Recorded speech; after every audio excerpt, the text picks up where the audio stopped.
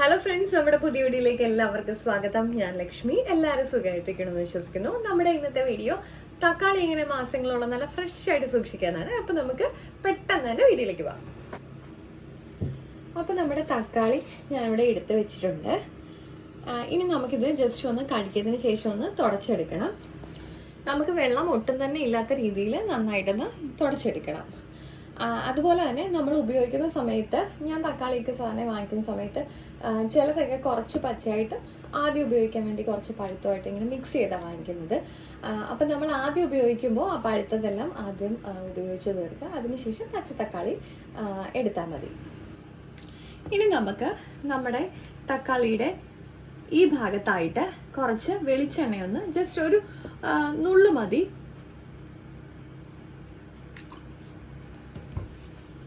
അതിനുശേഷം നമുക്കിത് ഫുള്ളായിട്ട് നമ്മുടെ തക്കാളിയിലൊന്ന് അപ്ലൈ ചെയ്ത് കൊടുക്കാം. ഇതിപ്പോൾ ഞാൻ നന്നായിട്ടൊന്ന് അപ്ലൈ ചെയ്ത് എടുത്തിട്ടുണ്ട്. നമുക്ക് ഇതുപോലെ നമ്മുടെ എല്ലാ തക്കാളിയിലും ഒന്ന് പുരട്ടിയെടുക്കാം. ഇപ്പം ഞാൻ നമ്മുടെ തക്കാളിയിലെല്ലാം ഒന്ന് പുരട്ടി വെച്ചിട്ടുണ്ട്. ഇതുപോലെ നമ്മൾ സൂക്ഷിക്കുകയാണെന്നുണ്ടെങ്കിൽ നമ്മുടെ തക്കാളി കേടാകാതെ തന്നെ നമുക്ക് സൂക്ഷിക്കാൻ പറ്റും. ഇതുപോലെ യൂസ് ചെയ്യുകയാണെങ്കിൽ ഏകദേശം 1 മാസം വരെയൊക്കെ കേടാവാതെ ഇരിക്കും കേട്ടോ. അപ്പം നമ്മൾ ആദ്യം പഴുത്ത തക്കാളി യൂസ് ചെയ്തതിന് ശേഷം നമുക്ക് പച്ചത്തക്കാളി ഉപയോഗിക്കാം. അപ്പം നമ്മുടെ ഇന്നത്തെ വീഡിയോ എല്ലാവർക്കും ഇഷ്ടപ്പെട്ടിട്ടുണ്ടെന്ന് വിചാരിക്കുന്നു. അപ്പോൾ ലൈക്ക് ചെയ്യാനും ഷെയർ ചെയ്യാനും കമൻറ്റ് ചെയ്യാനും മറക്കല്ലേ. അടുത്ത വീഡിയോയിൽ കാണും വരെ നന്ദി, നമസ്കാരം.